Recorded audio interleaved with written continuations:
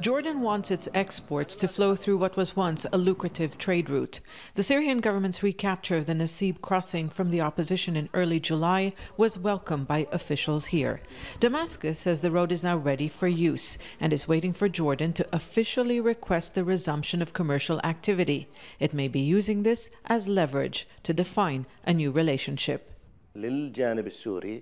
For the Syrian regime, they have their own political agenda.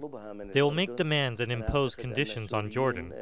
The opening of the border won't happen right away. From my experience with the regime, they'll ask Jordan for something in return. That could be an official recognition of Syrian President Bashar al-Assad's legitimacy. Officially, Jordan was one of the few Arab states that didn't cut diplomatic relations with Damascus and kept the channel for military cooperation and intelligence sharing open. But ties were affected. In the early days of the conflict, Jordan's King Abdullah called on Assad to step down.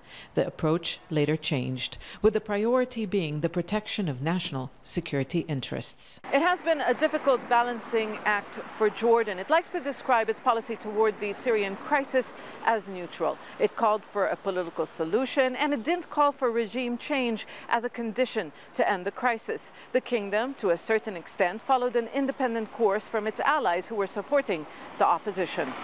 Despite its cautious approach, Jordan, along with the US and Saudi Arabia, did back the opposition in southern Syria. But when Damascus was close to victory, it convinced many rebels to surrender. It is enough for Jordan to reopen its embassy in Damascus, and this would be a tantamount to an acknowledgement of the legitimacy of the regime. I don't think that Jordan wanted Bashar to stay, but Jordan is not the player.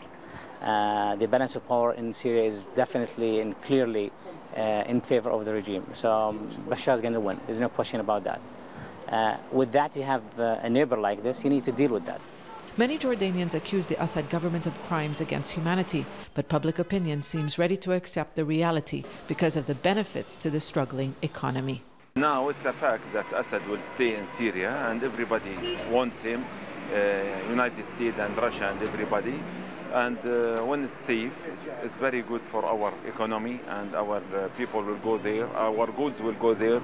The neighboring countries are on the road toward restoring relations, but Jordan will first have to pay a political price. Zeina, Khodr, Al Jazeera, Amman.